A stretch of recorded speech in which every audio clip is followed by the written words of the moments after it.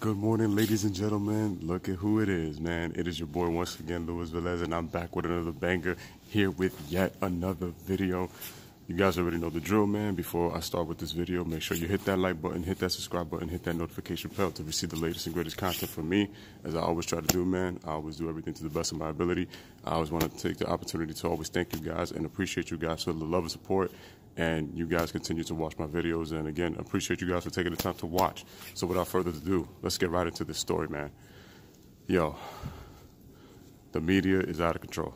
Like, I think we all know this already. Like, they just, whenever they feel like they can grasp on a story that looks juicy to them and then just want to, just want to grab their paws and just want to munch all over it, they just take the opportunity whenever they want to. Whenever they think that they could get the spin, unless a player puts it on control and tells them to stop. But we all know that the center of attention in the basketball world, in terms of the media, is centered around Mr. LeBron James. Now, it's once again, you're going to go, Lewis, why is this again? Every single time that when we talk, you see these videos, we're always talking about LeBron. Well, you're the same people that are saying that that when quote-unquote LeBron haters come and they comment on the sports shows, I'm like, you guys are like, well, you guys are the same ones that complain about that how they talk about him every day, but you're still watching it, so just deal with it or just don't watch it, right? So if I'm going to continue to make stories on LeBron, or if they're connected to LeBron, I'm going to talk about it, because that's just the way it is. I mean, LeBron is the center of the media world in the NBA, isn't he? So he's going to be talked about regardless. But people are getting sick and tired. See, this is the problem. People pick and choose their agendas to their liking, whether they want to talk to somebody or not. But anywho, so the Boston Celtics last night, they beat the Toronto Raptors. Kyrie Irving had one of the best games of his career. He had 27 points and he had 18 assists, leading the Celtics in their win over the Toronto Raptors. So now after the game, Kyrie Irving happens to tell the media, to tell reporters that he had called LeBron and he had apologized to him for not understanding what being a leader is and understanding that, how difficult it is to try to lead a team full of young players, full of young guys. And he goes on and tells the media of how, like, how he was in that position and understand it's difficult because at the time when I was with him and I was in the trenches with him and me being 22 years old and, again, being young and, me wanting to get all the shots and all that kind of stuff. I apologize to him and all this kind of stuff on, what it means to be a leader and how it's not easy. When I listen to those comments, I'm just looking at Kyrie and I'm just kind of like, bro, what are you doing, man? Like, really, what are you doing? See, here's the thing. It's fine if Kyrie wants to do that and apologize to LeBron. And the crazy part is I'm looking at First Things First with Chris Carter and Nick Wright and Jenna Wolfe. The biggest KD hater, one of the biggest KD haters I've ever seen every time she talks about KD. But Nick, once the story came out, Nick was like, oh, I respect Kyrie for what he did, for the fact that, he had one of the best games of his career, of his career, with the 18 assists, scoring and sharing the basketball. And, again, just having the respect, and I respect him because not only did he apologize to LeBron and showing humility and taking growth and taking big steps, but at the same time he was able to accept the responsibility, and that's showing great humility and great growth by Kyrie and telling everybody in the media to know and share it with the world. Now the LeBron apologists are going to be all over this story. And and then the LeBron fanboys, because you already know they're going to go crazy. LeBron fans are going to go, Kyrie, come to LA so you can help LeBron win more championships so that you get no credit. And this pushes the status even more that LeBron is the GOAT. And I'm telling you again, you see what the media is trying to do? And Kyrie should have kept his mouth shut. He could have told LeBron behind closed doors, but he had to let the media and the world know that he apologized to LeBron during the season. Maybe you could have said this during the off season. Maybe it probably wouldn't have been so bad. But now what you're going to do is you're going to have apologists go, well, you see, this just shows you that Kyrie was really nothing without LeBron. Like, he needs LeBron. Without LeBron, what was Kyrie? He was absolutely nothing. So see, when Chris Carter said that Kyrie is not out of the woods yet, I actually agree with him. He was actually right on that. Because what happens is that even though you take respect and you give LeBron credit and you want to apologize to him, to me, that's fine. But I thought the timing of it was just off, knowing that you honestly really didn't need to do that. Like, focus on your team and let LeBron focus on his team in LA. Instead, you're going to the media talking about how you're apologizing to LeBron. Like I said, there's nothing wrong with that. But what you're doing is that you're creating a whole nother storm. See, here's the thing now, because you look at Kevin Durant and what he said about the media playing around LeBron with the mass media that surrounds him is toxic, and how he has these fanboys. KD was absolutely right. Then Kevin Durant backs off a little bit and says, I apologize to Bron, knowing that KD had already said that that's nothing against Bron and it's not his fault. It's the people around him. And I had agreed with him. But then he apologized to Bron by text because Bron was angry at the toxic comments. And I said, this is why Kevin Durant should have stayed by what he said, because then when you backtrack, again, it's going to make you look like a fool. It's going to make you look suspect, and it's going to make you look naive, and it's going to make you look like you're a phony because you say something and then you backtrack from it. Like, stand by what you said. With Kyrie Irving, see, by him saying that, now it's going to give the media more reason to get on Kyrie and say he's not anything without LeBron James. He can't lead a team without LeBron James. What was Kyrie without LeBron James? Oh, that's right. His teams never made the playoffs. And what's so crazy is people continuously forget that when LeBron came back, they restructured the entire team from the time that he joined Kyrie to when they traded for Kevin Love to when they were playing and they got off to that 18-19 start in 2015 to getting Shumpert, Mozgov, and J.R. Smith. How come the media never talks about that?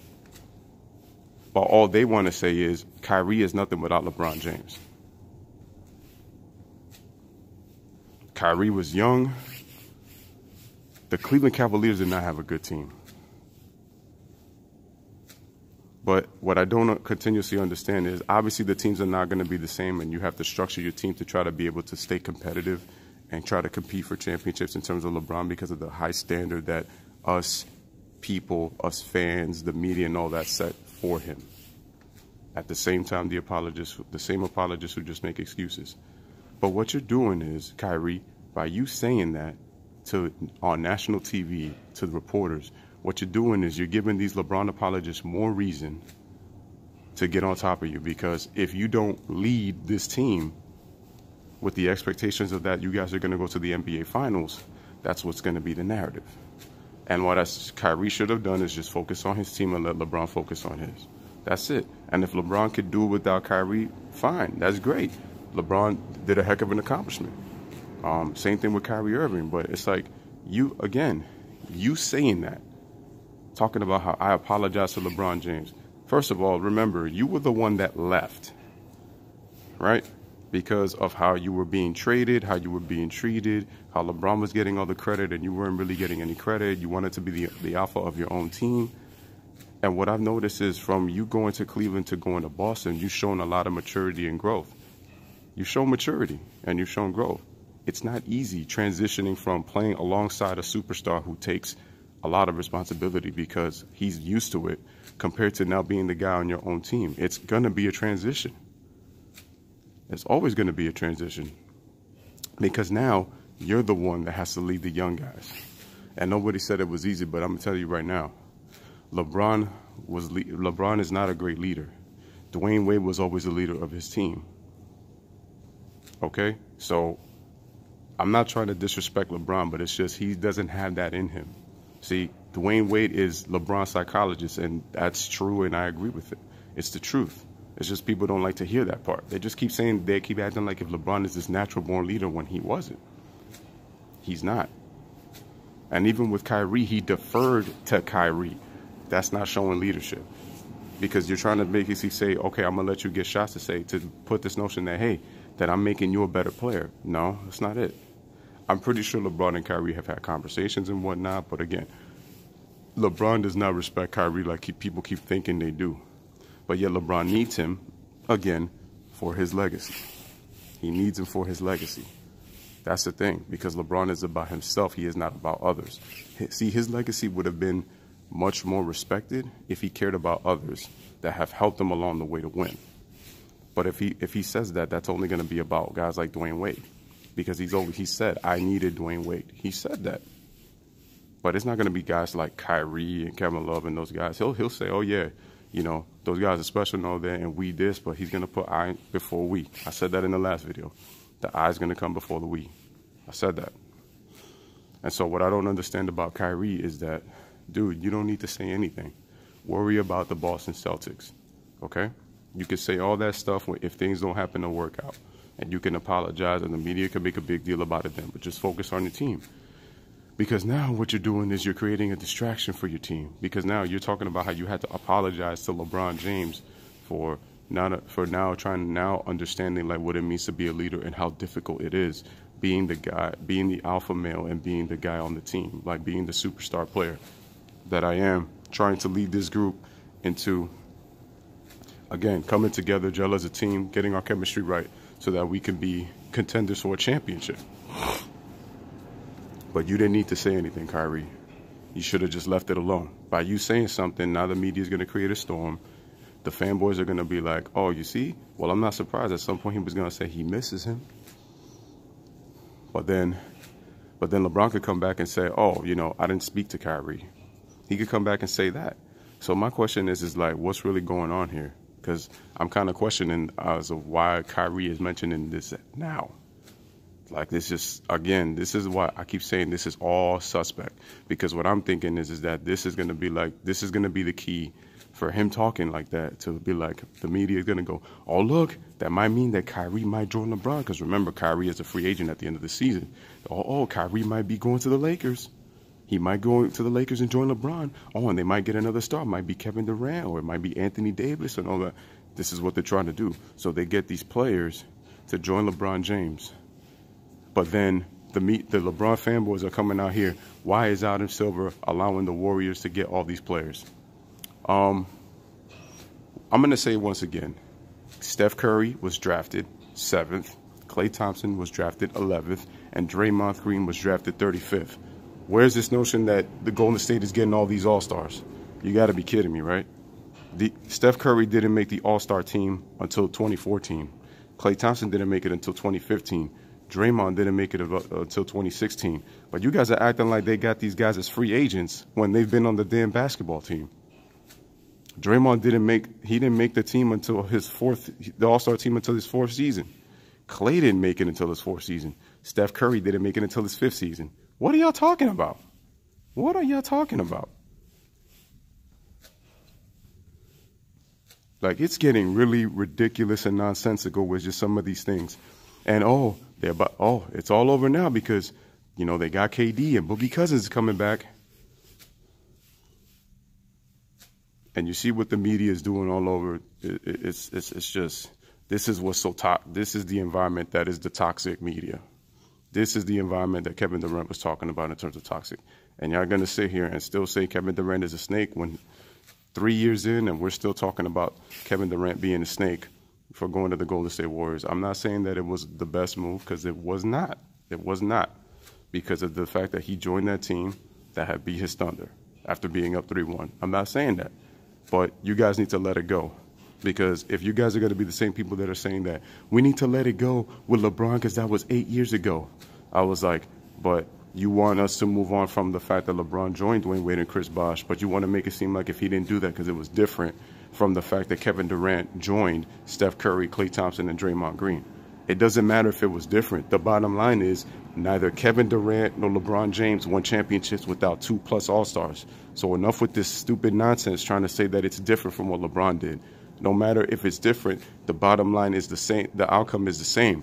Neither one of those players won without 2+ All-Stars. That is the end. That is the de facto. That is the damn bottom line. Okay? And to me, this is just showing that how LeBron is calculative and how he's manipulative. He probably didn't say anything, but I'm telling you, him and Kyrie probably had some kind of little deep conversation through what Kyrie probably called him, or he probably texted him and he probably let him know. Who knows, man? Who knows? But Kyrie never should have said anything, because now this environment is I can hear Max Kellerman now saying this. I could hear Shannon Sharpe saying that.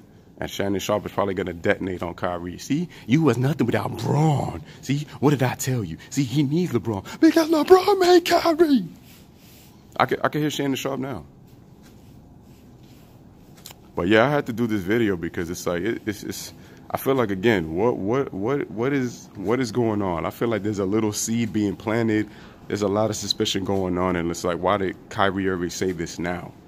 You know, after they beat Toronto, after all this turmoil was going on between Jaylen Brown and Marcus Morris, and how Kyrie was upset at Gordon Hayward and he called out the team, and then he says he has to apologize to LeBron James. Thumbs up.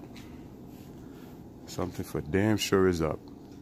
I don't know what it is, but I feel like the media's trying to plan this thing of that Kyrie might be going to the Lakers and join LeBron James, and then they get another star, so that LeBron could knock off the Warriors. And then the fanboys and the media are going to say, you see, this is why LeBron is the GOAT, because he can recruit players, right? Right? He didn't get Paul George. He didn't get Kevin Durant. He didn't get Kawhi Leonard. Not, at least not yet.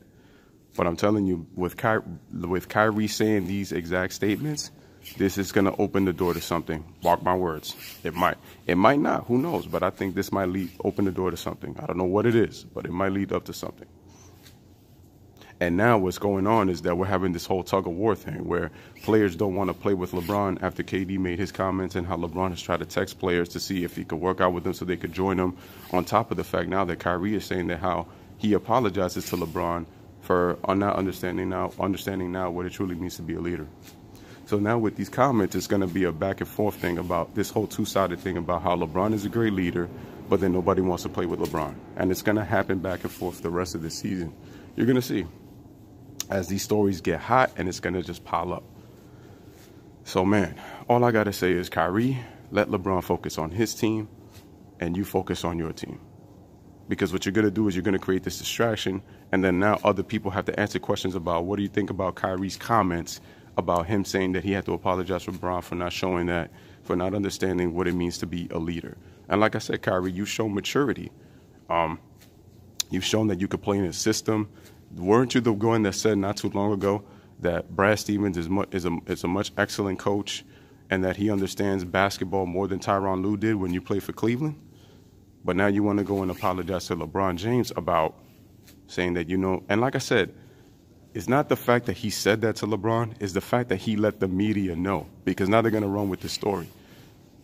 And this is what, and now what Kyrie's doing is he's creating a sense of a more toxic environment, because the fanboys, oh, you see, oh, don't worry, Kyrie, come to LA, says LeBron's fans.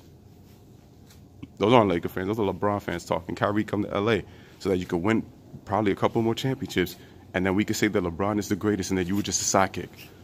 Because I've heard some Cleveland fans say that we appreciate Kyrie. The objective fans of the NBA, in terms of LeBron fans, objective LeBron fans in Cleveland appreciate Kyrie. Not the ones who are LeBron lovers and go to team and said that they were loyal fans of Miami and Cleveland and now Lakers since day one. No, not those. Because those are biased and those are liars. I don't want to come with that nonsense.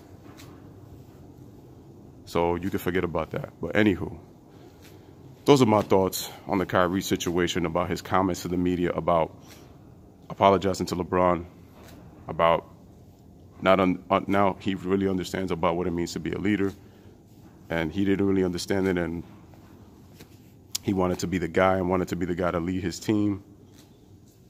So that is it as for now. I'll be coming with another future video later on about James Harden and why James Harden's scoring streak, as impressive as it is not as impressive as people think, and they need to stop comparing him to 06 and 07 Kobe. I will come with that video sometime later today. So once again, this is your boy Lewis checking in once again. I want to thank you guys for viewing this video. Make sure you hit the like button, subscribe button, and hit that notification bell. And once again, I love and appreciate you guys for taking the time to watch the video. Until once again, man, this is your boy Lewis checking in, saying once again, thank y'all. Have a wonderful day. Peace.